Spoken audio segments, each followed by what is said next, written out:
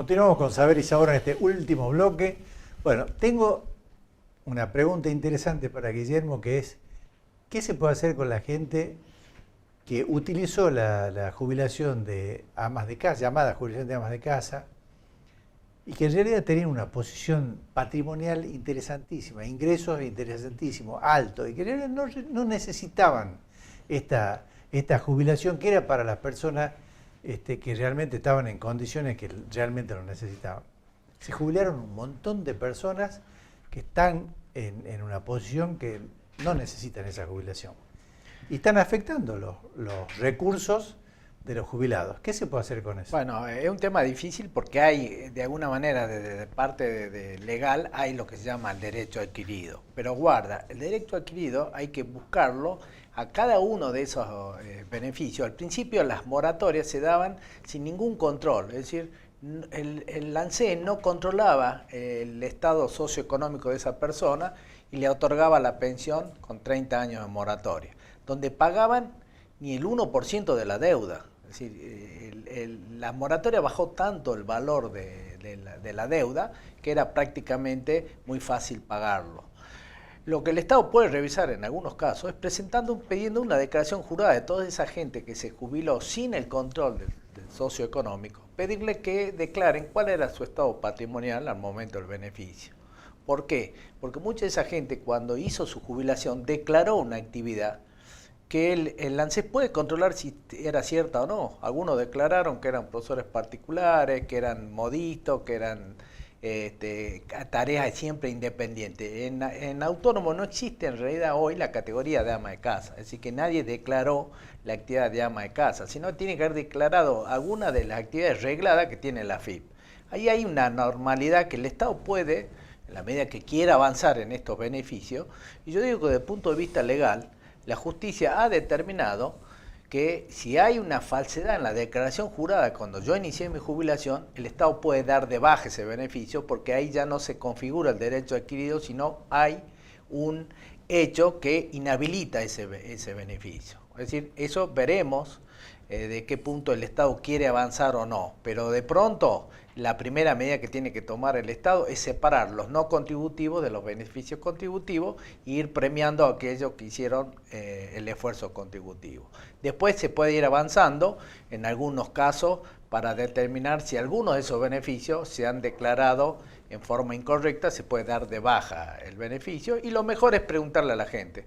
Aquella gente que se le pida, se le dé un plazo para que presente una declaración jurada, yo estimo que mucha gente ni siquiera va a presentar la declaración jurada, no se van a animar a presentar la declaración jurada y el beneficio puede caer sin, hay un incumplimiento por parte del jubilado en presentar. El ANSES puede pedir en cualquier momento cualquier tipo de información que haga al beneficio. Eso es una de las posibilidades, vamos a ver. Un buen recurso. Un buen recurso, pero hay que ver hasta dónde el gobierno quiere avanzar. Claramente, el gobierno va a empezar primero por los grandes temas, que una es la movilidad, vamos a ver. Hay de alguna manera un proyecto de ley que dice que van a presentar y en este último día ha salido también la posibilidad que saque un decreto de necesidad y urgencia para cambiar la movilidad. Vamos a ver cómo avanza el gobierno. Yo creo que el gobierno va bien encaminado con algunas de las medidas del sistema previsional, pero hay mucho. Una de las cosas buenas, ha empezado a investigar, por ejemplo, los hechos de corrupción. No son menores.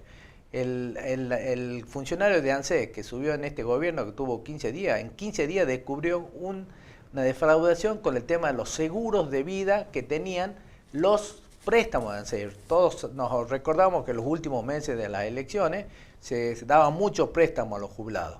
Dentro de la cuota, el jubilado pagaba el seguro. Ese seguro de vida se hizo a través de un hecho de corrupción. Es decir, que la corrupción no fue para el Estado Nacional, sino fue directamente para el jubilado. El jubilado está pagando una cuota mayor por haber conseguido un seguro que se hizo en forma ilegal.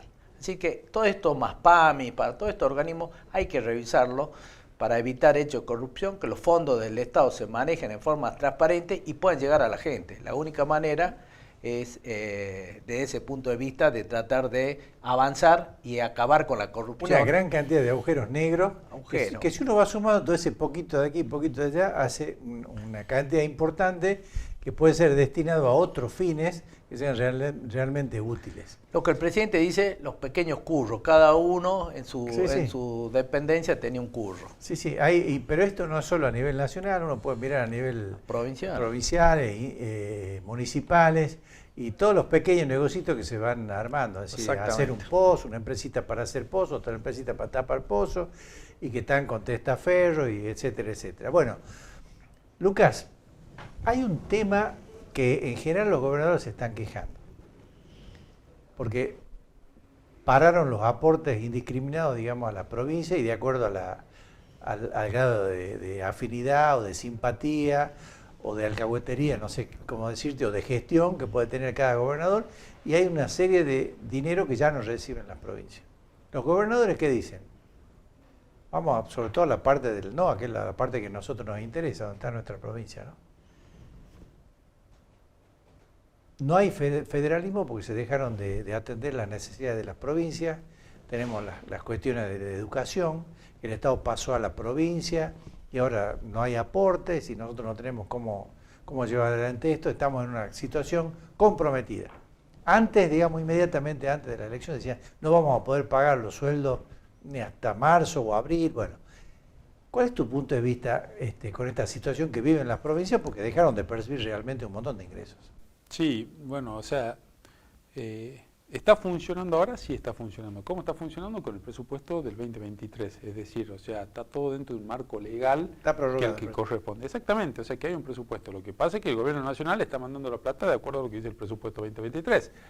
Ahora, bueno, sí, hubo, podemos decir, terrorismo político. Pero hay otros aportes que claro, no aportes discrecionales, claro, anticipo del Tesoro, es decir, o fondos también, como que, ay, nos están tocando los fondos. Veamos fondos ejemplo, que no eran reintegrables. No, pero además, a ver, en el 94 con la nueva Constitución se define que tiene que haber un nuevo sistema de coparticipación. Entonces, si no te sirve el sistema de coparticipación, vayan y hablen y definamos un nuevo sistema de coparticipación. Lo que pasa es, como vos bien decías recién, cada gobernador o grupo de gobernadores iban y hacían su charlita y sus apoyos y su tejimaneje y conseguían un fondo para la plata, para no sé qué sé yo, para que cuando llueva nos den plata por tal cosa. Entonces esa plata la usaban para esto, la usaban para lo otro. Bueno, todo eso se cortó. Entonces ahí es donde viene esta acusación, que fíjate vos cómo perdió intensidad, porque al principio eran todo como, el federalismo, y solo faltaba que aparezca Facundo Quiroga de vuelta, o sea, que aparezcan los caudillos pasó con el gobernador de Santa Cruz, ¿no? Que salió como... Pero, a ver, lo que hicieron es, muchacho, vos no pagaste una deuda, se te debita automáticamente la coparticipación, tan simple como eso. Lo que pasa es que están acostumbrados de otra forma. A ver, acá dicen, no puedes pagar los sueldos se tienen que pagar.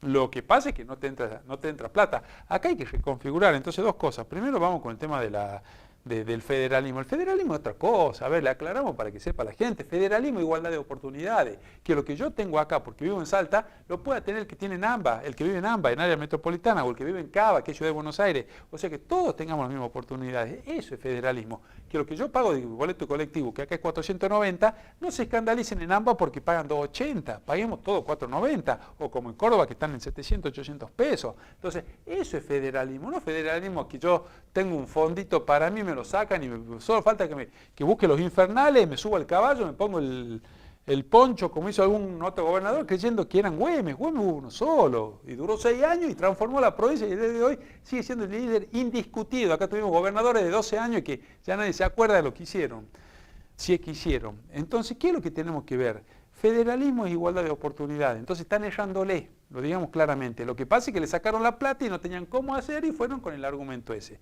Y después, por el otro lado, acá sí me guío por una frase del gobierno actual totalmente apartidario, pero el gobierno no la ven, siguen sin verla. Acá cambiaron las cosas. Hoy por hoy, a ver, cerraron Telam, porque Telam se crea con el gobierno de Perón. Pero era otra época, no había tecnología de información que hay hoy. Hoy voy a agarrar un celular, tenés Twitter y te enteras lo que dijo el presidente, lo que dijo el ministro de Economía. Telam, lo siento mucho, pero si lo vamos a pagar entre todos a Telam, capaz que no funciona, porque no hace falta con la tecnología de información que hay. Entonces, ¿a qué voy con esto? Se cerró Telam, con todo lo que se dice, 700 empleados, creo que había más o menos, cuando uno de los grandes medios de comunicación que tenemos hoy, un diario de los grandes, no tiene más de 400, todo lo pagamos nosotros. Recién decían una cosita más otra cosita. Hoy por hoy, Nadie quiere volver atrás y decir, che, abran Telam. No, lo que vos estás diciendo es, yo lo estoy pasando mal porque me están sincerando los precios. Bueno, pero terminen con todos estos cursos que hay dando vuelta y con estas ineficiencias en el gasto público. Entonces, lo que nosotros tenemos que también acá a nivel provincial, las cosas cambiaron. Empecemos a gastar bien la plata, empecemos a funcionar como corresponde. Y eso es lo que no están acostumbrados. Entonces, lo que se ve siempre desde un punto de vista económico es que siguen con ciertas pautas económicas y políticas de una época que se fue, y que se fue hace 3 meses, te guste o no, en la cual vos podías tener un organismo para esto, el otro, un fondito para esto, un fondito y todo, era un tejimaneje.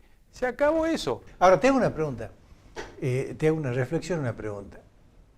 La gran inversión en obras públicas está en el centro del país, ¿sí? Buenos Aires, Córdoba, Santa Fe, por ejemplo. Ahí tienen mejores caminos, tienen mejor todo, digamos, para hacerlo simple, ¿no? Pero fíjate vos que son con fondos provinciales, en muchos casos, ¿no? Así que las cosas claras para la gente también. Pero a ver, con fondos provinciales puede ser después de un tiempo transcurrido, pero como nace el país unitario, se ha hecho la inversión en el centro del país, particularmente en Buenos Aires en principio. Eso es Bueno, historia. si hablamos de historia, Salta era de los principales centros con el comercio mula. Por eso, voy a la vamos a la época del virreinato. voy a la pregunta, pero porque me quedan 2 minutos nada más. Pero en realidad Salta en este momento tiene un problema de infraestructura, que se suma a la infraestructura del NOA, por ejemplo, ¿sí? Y la vinculación con el centro del país. Así es difícil que vengan inversiones, algún tipo de inversiones. Yo, por ejemplo, si fuera Volkswagen, no pondría una fábrica de autos acá.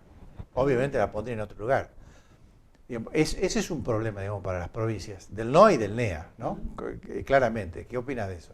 Sí, bueno, vamos. Primero, ¿para qué tipo de inversiones? Nosotros tenemos sectores económicos genuinos acá. ¿Cuál es, por ejemplo, el turismo? Que lo puede afectar a algún tipo de camino. Pero vamos, por ejemplo, a tecnología de la información. Vamos a la economía de conocimiento, que tanto se habla acá en la provincia. ¿Dónde están acá las empresas de economía de conocimiento? ¿Dónde están los beneficios impositivos para la economía del conocimiento? Economía del conocimiento es tener muchachos, muchachas o gente más grande que se dedique a trabajar en la economía del conocimiento y que no necesita camino, no necesita nada. ¿Dónde están eso? Estudien y desarrollen.